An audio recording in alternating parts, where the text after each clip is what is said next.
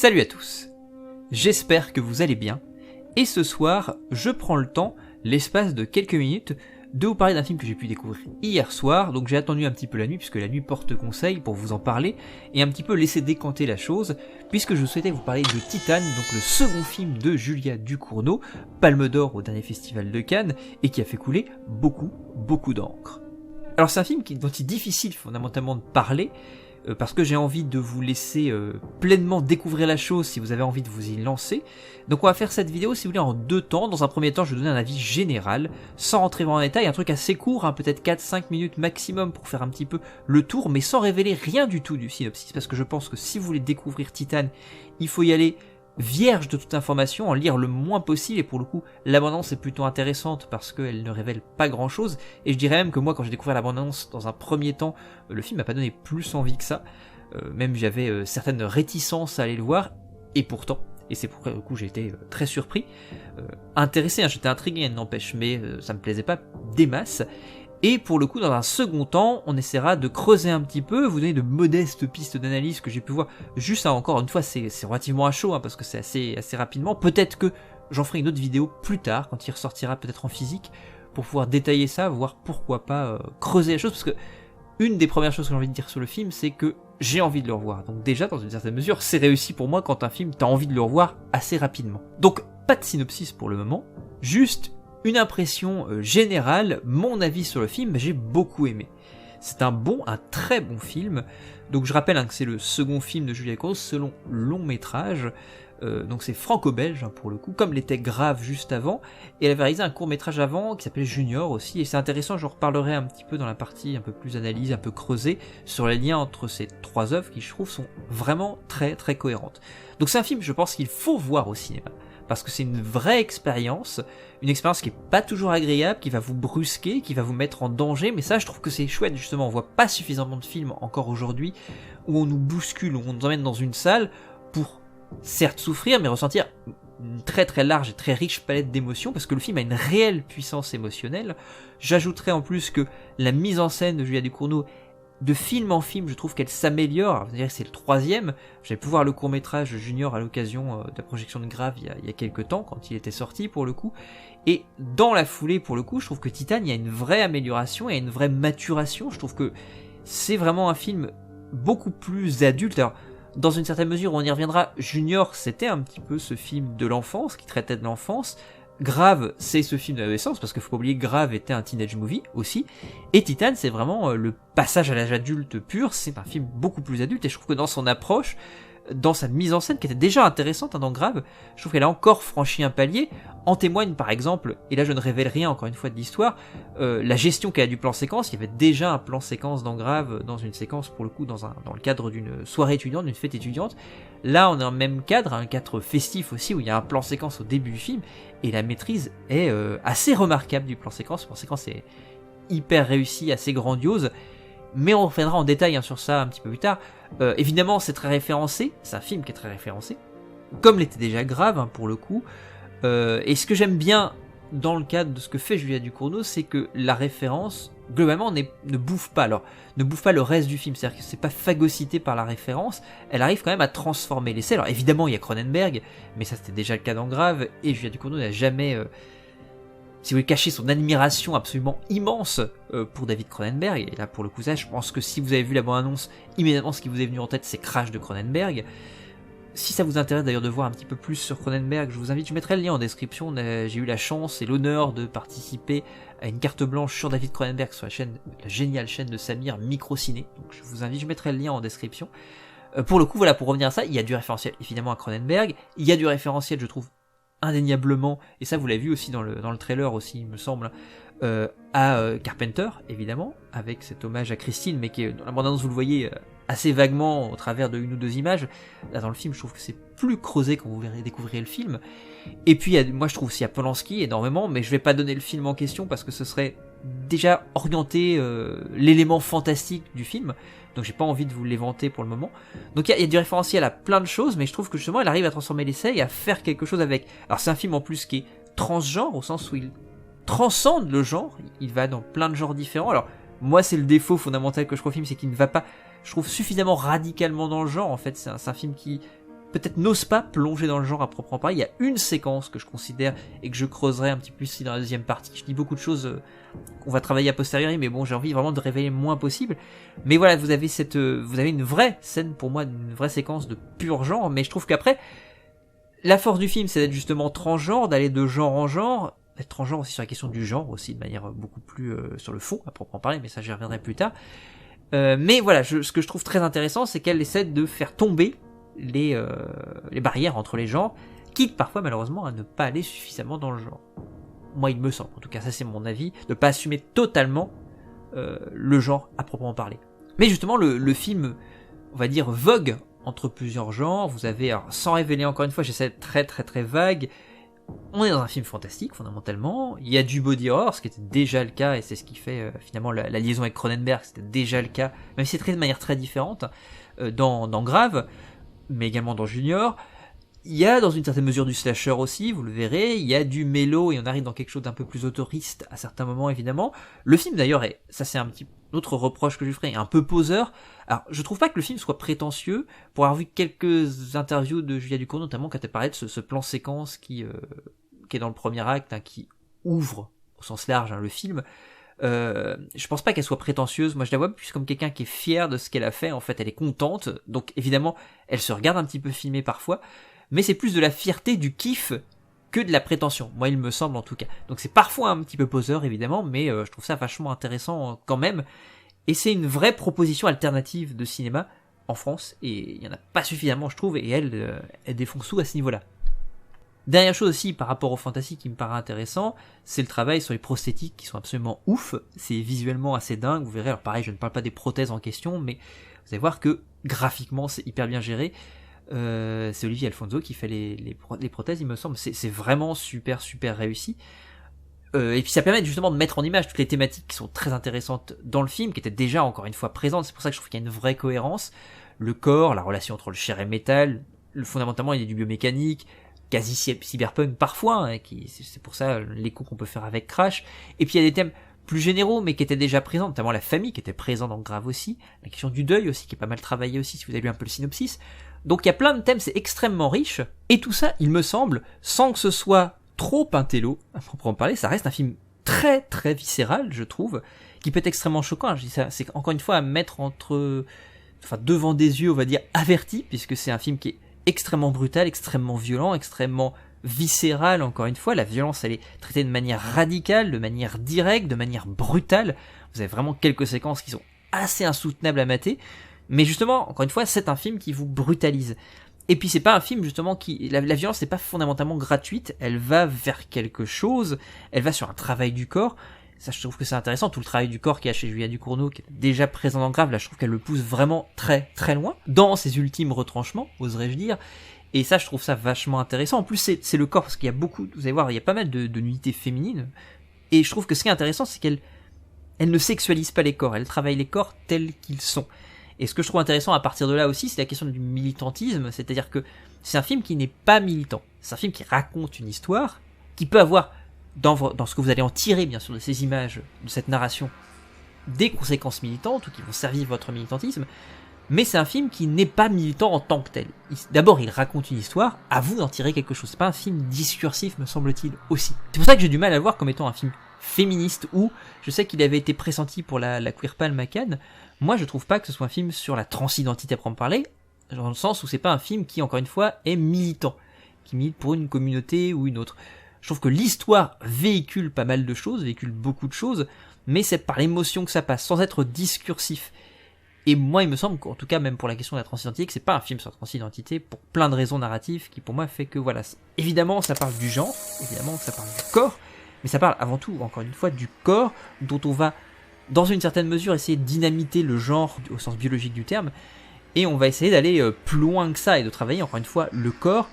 désexualisé, si je puis dire. Et c'est ce qui m'amène aussi au fait que pour moi, c'est un film de monstre, et ça, c'est assez fascinant, et c'est à ça aussi, sur les quelques réserves que j'ai du film, notamment ce côté un petit peu autoriste parfois, un peu trop naturaliste pour moi, à proprement parler, même s'il y a tout un fond, c'est un film de monstre, au sens de Freaks, à proprement parler, ce qu'on trouve chez Browning, fondamentalement, mais aussi au sens de monstre, au sens mythologique du terme, au sens symbolique du terme, et ça, je trouve ça aussi assez génial. et c'est très touchant, c'est un film qui est très très beau. Moi je me suis accroché à toutes ces choses-là, hein, à cette histoire de monstre aussi que je trouve absolument passionnante, mais je n'en dirai pas plus à ce niveau-là. Donc, pour clore un petit peu là-dessus, pour ceux qui ne souhaiteraient pas que je rentre dans les détails, encore une fois sans rentrer dans quels que soient les éléments, alors s'il y a peut-être l'écriture, vous verrez l'écriture est très particulière, c'est pour ça aussi que je la développe pas, il y a une écriture très singulière, qui peut paraître étrange, qui est assez imprévisible en fait dans ce qui va se passer, c'est difficile de prévoir ce qu'il est, le fait de passer d'un genre à un autre, d'arcs narratifs un peu étranges finalement, qui se succèdent, dont on ne voit pas le lien, forcément au début c'est un peu compliqué de saisir le lien, mais qui finalement prend sens à la fin et qui fonctionne, je trouve, relativement bien. C'est la qualité du film, en même temps c'est effectivement ce qui peut le desservir, parce que ça, il y a quelque chose de très haché, il y a une sorte d'adjonction de divers arcs narratifs dont on ne comprend pas vraiment toujours, et moi je reste encore un petit peu circonspect sur certains arcs narratifs, sur l'existence de certains éléments dramaturgiques que j'arrive pas vraiment à lier ensemble encore. Mais et c'est pour ça que c'est un film qui est très composite, qui est parfois un peu foutraque, un peu bordélique, mais en même temps extrêmement généreux. Et puis ça vous apporte quelque chose, encore une fois, de différent, ça vous bouscule, encore une fois dans ce que ça montre, graphiquement parlant, ça vous bouscule dans les thématiques qui sont abordées, mais ça vous bouscule aussi dans la manière de raconter une histoire. Et ça, je trouve ça, encore une fois, très chouette et très couillu. Donc, pour conclure cette première partie, pour moi, Titan est un très bon film, plein de défauts, encore une fois, il y a plein de soucis à plusieurs endroits, que je ne vais pas développer ici, encore une fois, dans cette première partie, mais qu'il faut voir au cinéma, c'est une putain d'expérience, c'est viscéral, c'est émotionnellement extrêmement fort, mais des séquences qui m'ont vraiment très fortement touché, choqué parfois aussi, mais c'est très fort, c'est un truc qu'il faut voir, c'est une expérience qu'on n'a pas l'habitude de voir, qui est assez inédite, et il faut le découvrir, vraiment, et allez-y en salle si possible, parce qu'il y a quelque chose qui se fait en salle, c'est un vrai film de cinéma si vous voulez proprement parler, parce que c'est fait pour le cinéma, c'est fait pour être dans ce cadre-là, où on ne peut pas fuir l'image en fait, autant que possible, on ne peut pas fuir la narration, on est dedans, pris, et on ne s'ennuie pas un instant, ça vous chope au début et ça ne vous lâche plus. Donc Titan, c'est très bon. Maintenant, passons à cette partie analytique un peu plus creusée. Donc le film débute par un accident de voiture, il y a un père et sa fille en voiture, il y a une dispute entre les deux, on sent que c'est très très tendu, et à la suite de cet accident, donc la petite fille, pour être sauvée, puisque son crâne est certainement réduit en miettes, on va devoir lui greffer une plaque de titane dans la tête pour pouvoir maintenir les choses et réamener une rééducation et le sauver. Bref, toujours est-il qu'on a une ellipse dans un second temps, on la retrouve, cette petite fille, mais jeune adulte, elle est danseuse dans des salons avec plein de voitures, de grosses voitures un peu underground, et donc elle danse notamment sur une Cadillac, référence évidemment je pense directe à Carpenter et à Christine, et à Stephen King si vous voulez a fortiori, et pour le coup, donc cette jeune femme, c'est une des premières choses qu'on voit quand elle est petite fille après son opération et qu'elle revient à la voiture, elle entretient immédiatement une relation très particulière avec la voiture et la danse qu'elle va faire, et là c'est là où on a ce plan séquence où l'héroïne est exposée quasiment comme Mads Mikkelsen dans Pusher 2 de Vinnie Refn, et je pense qu'il y a du Refn aussi dans la référence que fait Julia Ducournau. Cette femme entretient une relation très charnelle, très sexuelle avec la voiture, ce qui ramène à Crash, mais qui est fait, si vous voulez, là où il y a Crash, c'était plutôt des individus qui prenaient un plaisir sexuel entre eux dans le cadre des accidents de voiture, elle a une relation directe vraiment sexuellement avec la voiture, ce qui va se confirmer un petit peu plus tard. Puisque donc on apprend cette jeune femme est tueuse en série, elle a une activité, elle tue des gens, si je puis dire, avec une sorte de broche qu'elle a dans les cheveux qu'elle plante dans ses victimes, donc elle a divers victimes, si je puis dire, à son actif. Elle entretient, je le disais, une relation très très particulière avec cette voiture, cette Cadillac, et ça ramène directement, là pour le coup, on rentre directement dans l'élément fantastique, puisqu'on va la voir, il y a cette scène qui est assez inédite, assez étrange, je trouve qu'elle est très très réussie, parce qu'elle pourrait être assez vite ridicule, où elle couche avec cette voiture, avec cette Cadillac, un rapport sexuel avec elle, et elle va se rendre compte après ce rapport sexuel qu'elle est en pleine nuit avec cette voiture qui semble douée de vie, qu'elle est enceinte, puisque son ventre gonfle très très très vite, d'où les mutations avec le corps, et en même temps elle est recherchée activement par la police, parce que ces meurtres commencent à se multiplier, et donc elle attire l'attention sur elle, et pour le coup, pour pouvoir se planquer, disparaître, elle va prendre connaissance, puisqu'on a aussi ça en filigrane, d'un jeune garçon qui a disparu toujours, qu'on ne retrouve pas, qui était enfant à l'époque, et donc son père qui est pompier le recherche toujours, et donc elle décide, parce qu'elle voit une certaine ressemblance qu'elle pourrait avoir, puisqu'il y a dans un panneau où on donne les avis de recherche d'enfants, il est vieilli et il lui ressemble étrangement. Donc elle va, on va dire, modifier son physique, pour pouvoir ressembler le plus possible à ce jeune garçon, et s'immiscer dans la vie de cet homme, pour qu'elle puisse totalement disparaître et essayer d'échapper à la police et disparaître fondamentalement. Et là, à partir de là, une relation va se nouer avec le père, qui va la croire dans un premier temps, qui va pouvoir retrouver son fils. Et donc là, une relation assez perverse, assez étrange qui va se nouer entre les deux. Tout ça lié avec l'élément fantastique qui est en train progressivement, puisqu'elle est en plus censée justement s'habiller en garçon pour pouvoir justement se rentrer dans la vie de cet homme et qu'il la protège. Elle va devoir masquer en fait tous ses attributs corporels féminins en se mettant des bandeaux très serrés autour du corps pour écraser sa poitrine, mais aussi de fait, puisque son ventre grossit de jour en jour de manière très vite, très rapide, va devoir en fait aussi masquer cette grossesse. Alors vous voyez que c'est un film qui est, je trouve, relativement difficile à résumer parce qu'il y a plusieurs actes dans le film qui sont très très clairement posés, qui sont marqués par le genre en fait, par le changement d'un genre à un autre, puisqu'au début on a vraiment une approche très slasherisante si je puis dire, avec des meurtres assez brutaux qui vont succéder et qui vont culminer dans une séquence qui pour le coup est une pure séquence de genre, qui est vraiment à proprement parler, vraiment on bascule dans le gore burlesque. En fait, on a une séquence de massacre dans une maison avec plusieurs jeunes individus qui se font massacrer par le personnage principal. Et là, on bascule dans le gore burlesque avec un vrai travail sur les attentes du spectateur, avec du build-up, du payoff. Et on va vraiment dans un mécanisme de suspense, d'horreur pure qui fonctionne très bien. La scène est vraiment drôle et elle permet justement de reprendre sa respiration après plusieurs séquences de violence très graphiques avant qui sont assez traumatisante et assez dure. Là on a cette soupape à ce moment-là qui est assez chouette et qui est assez jouissive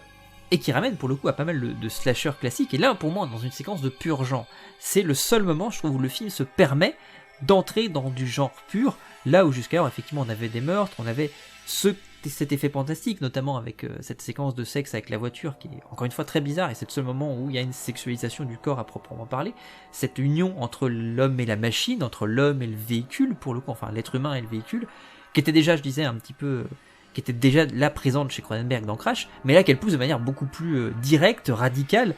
grotesque on pourrait dire, parce que la séquence a quelque chose de grotesque aussi, mais elle est sur le fil en fait, elle bascule jamais vraiment dans le ridicule. Et donc c'est intéressant ce passage là justement de meurtre, puisqu'on retrouve Garance Marillier qui jouait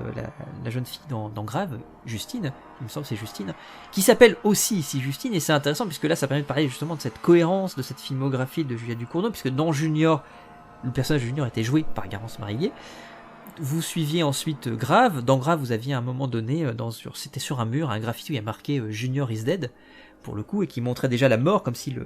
l'adolescence tuait l'enfant, en fait, et c'est comme si le film suivant tuait le film précédent. Et là, vous avez la même chose, puisque l'un des premiers meurtres qui est perpétré par le personnage principal, c'est le meurtre du personnage de Garance Marillier, qui s'appelle Justine, comme dans Grave. Donc finalement, à chaque fois, elle tue le truc précédent. Il y a quelque chose de très psychanalytique, de très freudien là-dedans, hein, de tuer le père, si je puis dire, de tuer le film précédent, c'est assez intéressant. Alors je sais pas si elle va continuer à perdurer dans cette démarche-là, mais c'est assez marrant pour le coup, il y a vraiment des liens, il y a une cohérence, il y a quelque chose. Deuxième point, je disais, je parlais d'un film de monstre, parce que c'est fondamentalement un film de monstre. Comme je disais tout à l'heure, autant Freaks, parce qu'il y a ce côté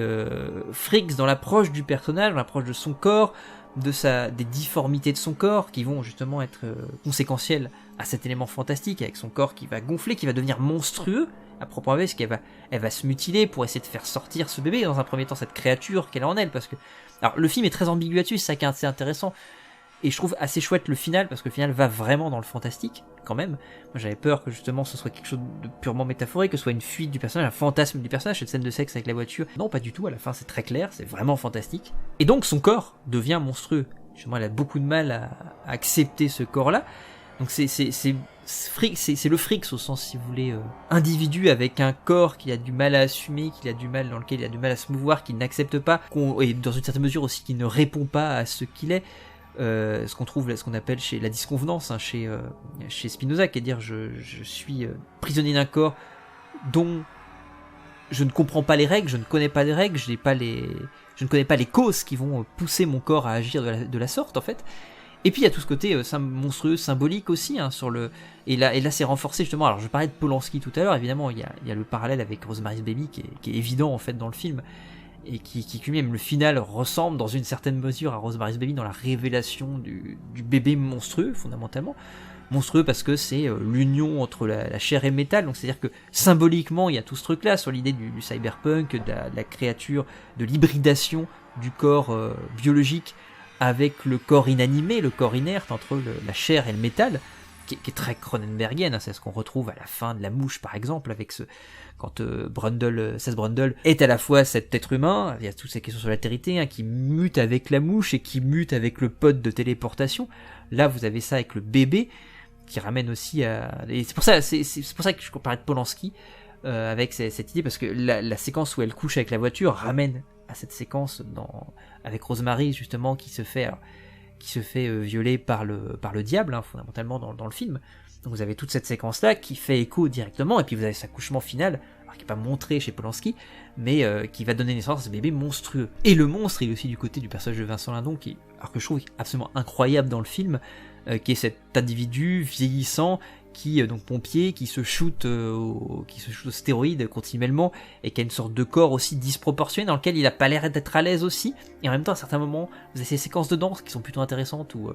ces personnages s'approprient leur corps en fait à travers la danse, et parce que la danse est quand même assez omniprésente dans le film. Mais lui, vous avez, quand il est torse nu par exemple et qu'il est en train de faire ses injections, son corps est monstrueux, on sent qu'il y a cette chair qui est engoncée dans ce corps là et qui essaie de sortir, ses muscles qui palpitent. Ça en fait vraiment une sorte de créature en fait monstrueuse aussi. Il y a quelque chose du domaine de Frankenstein aussi, tout ça. Donc c'est ça qui est vachement intéressant, c'est que c'est un film de monstres, on vous parle de monstres. Alors encore une fois, j'insiste sur ce point-là, quand je parle de monstres au sens mythologique du terme, encore une fois symbolique du terme, c'est-à-dire la différence.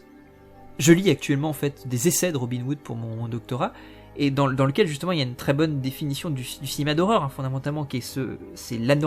normalité à l'apostrophe anormalité, et la relation qui va se tisser entre les deux. Et c'est exactement ça qu'on a ici, c'est exactement ça en fait, c'est ça le fondamentalement monstre, c'est le lien entre la normalité et l'anormalité, qui se lient ensemble justement, au point de faire disparaître cette question de l'anormalité et de l'anormalité. Il n'y a plus de normalité, en fait, la normalité n'existe pas à proprement parler. Quand je dis monstre, encore une fois, c'est ce qui se montre. C'est ce signe manifeste de quelque chose qui va attirer, emprisonner le regard. C'est cette différence m'en reste parce qu'il y a la différence. Mais cette différence, encore une fois, est illusoire, parce qu'encore une fois, il n'y a pas de normalité. Et là, vous avez ce travail-là, hein, qu'on trouve chez Burton aussi, hein, si vous voulez, c'est fondamentalement ça aussi, et qui est très très très présent ici, et je trouve très finement, subtilement travaillé. Et c'est là que Joachim Cronno, pour moi, rentre pleinement dans le genre. Là, je trouve que toute la seconde partie, hein, parce que je vous ai parlé de la partie slasher, ensuite il y a une partie beaucoup plus naturaliste où on va découvrir justement cette relation qui va se tisser entre le personnage principal qui se grime en jeune garçon pour pouvoir se cacher, et qu'il y a cette relation qui va se tisser entre le père et le fils, et puis tout en sachant en fait le passé de la jeune femme, hein, qui est lié, puisqu'on voit qu'avec son père, je l'ai dit au tout début, il y a une tension très très forte dans la voiture, elle ne lui parle pas, c'est un père qui est médecin, c'est pas anodin, il y a plein de choses comme ça, qui a quelque chose de très très froid. Là elle va trouver aussi un père là-dedans, et justement la séquence de fin est très très curieuse aussi, parce que justement il y a ce rapport au père qui est très très ambivalent, très étrange, et parce qu'il y a beaucoup de choses sur l'étrangeté, hein, fondamentalement, et je trouve que le final rentre pleinement dans le fantastique, là où cette deuxième partie du film est beaucoup plus, si je puis dire, naturaliste. C'est celle qui m'accroche le moins dans une certaine mesure, parce que pour le coup elle recule, je trouve qu'elle rebrousse chemin sur le genre. Je pense que c'est une volonté de sa part justement de casser les limites entre les frontières entre les genres et de raconter une histoire simplement, ce qui est une très bonne chose. Mais moi il manque d'accroche au niveau du genre. Et en même temps, ce côté monstrueux, cette narration qui me raconte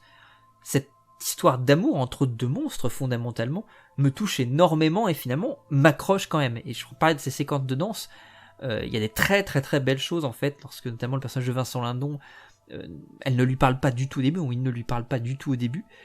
il n'y a pas d'interaction entre elle et lui, et c'est par la musique qu'il va essayer de lier quelque chose avec, et ça je trouve ça super chouette. Il y a vraiment des très belles séquences, c'est une séquence que je trouve très très forte. Donc on a ces trois parties en fait qui sont finalement assez clairement scindées les unes par rapport aux autres, ce qui crée justement un côté de... C'est ça qui est parfois un peu gênant, c'est que c'est parfois un petit peu trop marqué en fait, et qu'il y a un peu cette impression d'adjonction de plusieurs choses, mais en même temps, je trouve qu'on ressent quand même une sorte de mouvement, de mutation du film, c'est-à-dire que le film est un corps en pleine mutation, un corps de chair et de métal qui mute continuellement dans tous les sens, jusqu'à faire tomber en tout cas ce qu'il y a dans les genres, et de transcender le genre. C'est pour ça que je parle de film pour moi transgenre, c'est surtout dans ce sens-là en fait, où il transcende les différents genres, les différents matériaux, les différentes références, même si parfois effectivement le côté Cronenberg est un petit peu trop présent toujours. Elle a du mal à, je trouve, c'est la seule référence qu'elle a du mal à digérer, c'est Cronenberg, parce que on sent qu'elle a tellement d'amour c'est un poids très lourd, je trouve, derrière elle, Cronenberg, donc il a toujours du mal à s'en affranchir, mais c'est quand même vachement intéressant, et c'est bien traité et intelligemment traité. C'est pour ça que j'aurais tendance à parler de linéarité dans le récit, de linéarité, de rupture quand même, parce que il y a une linéarité, mais il y a beaucoup de ruptures. Alors des ruptures de ton, si je vous ai tout à l'heure cette séquence de pur slasher grotesque au centre, qui est très drôle pour le coup, mais il y a un vrai travail de rupture, mais c'est bien, parce que c'est ce qui justement va vous permettre de vous bousculer, de vous mettre mal à l'aise. On a cette séquence vraiment très drôle, très grotesque de slasher qui fait que la violence devient jouissive, ludique, jubilatoire, et juste après vous avez cette séquence où elle va, pour pouvoir déjà commencer sa transformation, pour pouvoir être, on va dire, en cohérence avec l'image que le père pourrait imaginer de son fils quelques années après, notamment une différence de nez, elle va se péter le nez notamment sur un coin de lavabo, dans les chiottes de gare, et là la séquence est absolument atroce à regarder. Donc le film souffle continuellement en fait le chaud et le froid, et c'est très très dur en fait mais c'est ça qui est chouette en fait, c'est que on s'attend jamais à ce qui va se passer après, on s'attend jamais à l'émotion qu'on va ressentir après, et le film justement ne nous ménage pas, a envie de nous faire du mal aussi, mais a aussi envie de nous faire plaisir, a aussi envie de nous toucher, parce que cette relation qui se tisse entre le père pompier et ce fils, elle est très très très très belle. Elle est très très très touchante. Il y a au passage ce côté très naturaliste qu'on retrouvait dans Grave, avec la description en fait de cette école de vétérinaire. Là on le retrouve avec la manière dont il va décrire le milieu des pompiers. D'ailleurs il y a une séquence donc avec la sœur de Catherine Faux, je me rappelle plus de son prénom, qui a pareil un personnage très étrange, qui est aussi assez monstrueux en fait dans le corps. Tous les personnages importants du film ont quelque chose de difforme en fait, d'anormal, et c'est ça qui est super intéressant aussi, parce que comme tout est anormal, il n'y a plus de normalité dans le film. Et justement, c'est ça, pour moi, que veut dire en partie le film. C'est, encore une fois, briser les frontières, briser les carcans, aller au-delà des normes de genre, des normes corporelles, des normes de comportement aussi, puisqu'il y a tout travail sur la moralité aussi, puisqu'on s'attache à ce personnage-là qui a commis des crimes horribles, qu'on va voir tuer atrocement, mais auxquels on va s'attacher, et on a envie qu'il s'en sorte en fait. Donc il y a tout ça aussi qui est intéressant, qui est inhérent à l'horreur, à l'inversion des valeurs, la moralité, etc. Et c'est traité de manière vraiment, encore une fois, intelligente. Donc voilà, j'espère avoir fait... J'ai parlé de plein de trucs, c'était un petit peu décousu, il y aurait énormément de choses, encore une fois, à dire, j'aurais plein d'autres idées, en fait, parce que j'avais noté des tas de choses, mais je vais me réserver ça peut-être pour une vidéo, peut-être lors de sortie physique, comme je dis au tout début, pour pouvoir un petit peu, si je puis dire, détailler vraiment et en faire une analyse détaillée. Là, c'est encore une fois un show, j'ai envie de vous parler de plein de trucs, parce que je trouve encore une fois que le film est très très riche, et c'est justement sa grosse qualité. Il parle de plein de choses de manière extrêmement riche, variée, plus ou moins subtile, hein, parfois c'est un petit peu grossier, mais ça reste un film très intéressant, que je vous conseille donc de découvrir. Si possible, s'il est encore en salle, profitez-en. De toute façon, comme c'est la Palme d'Or, elle est diffusée, je pense, un peu partout et de manière assez répétée, donc profitez-en un maximum pour le découvrir. Je pense que c'est à voir en salle, encore une fois. C'est un très beau film, donc ce Titane de Julia Ducournau. Moi, j'ai hâte de découvrir ses futurs projets. Si elle continue dans un fantastique comme ça, moi, ça me plaît. Alors, évidemment, encore une fois, le défaut pour moi, c'est qu'elle ne va pas suffisamment dans le genre, même si je pense que c'est une volonté de sa part, puisqu'elle l'explique très bien, hein, qu'elle veut éviter justement de s'enfermer dans le genre, et je la comprends, mais parfois j'aimerais un petit peu plus justement de... Mais c'est très personnel encore une fois, hein, je ressens, moi je trouve qu'il y a un manque d'implication parfois dans le genre, et quand je vois la qualité de la séquence, je dis au centre, hein, slasher, de vraiment pur et dur, j'aimerais voir quelque chose où elle rentre vraiment purement dans le genre. Encore une fois, sans s'y enfermer forcément, il y a plein de choses, je trouve que elle peut se permettre des ruptures de ton, de changer, c'est très intéressant. Mais c'est vrai que moi c'est le petit bémol que j'ai, mais c'était déjà le cas dans Grave, hein, c'était déjà le problème qui moi me dérangeait parfois dans Grave, quand même c'est un film que j'aime beaucoup. Donc, Titane, bon, on est clair, il faut aller le voir, je le répète, je le redis, parce que c'est un film vraiment intéressant. N'hésitez pas en commentaire à me dire ce que vous en avez pensé, parce qu'encore une fois je disais c'est un truc qui a fait couler beaucoup d'encre, et je pense que c'est un film qui divise et qui a divisé, qui divise et qui divisera, mais c'est pas grave, c'est ça qui est chouette, c'est à ça qu'on connaît le film, je trouve intéressant, c'est qu'il reste en tête, pour en bien ou en mal si vous voulez, qui suscite le débat, et ça c'est vraiment chouette. Et moi c'est un film qui me fascine, je pense déjà, et j'ai déjà envie de le revoir, donc c'est encore une fois, je trouve qu'elle a gagné dans tous les cas, quels que soient les défauts du film, elle a gagné, en tout cas pour moi, vis-à-vis de ce que j'en ai ressenti et tiré. Bah écoutez, je vous souhaite une très bonne soirée, j'espère que ça vous a plu, et puis je vous remercie pour votre écoute, et puis je vous dis à très bientôt, salut!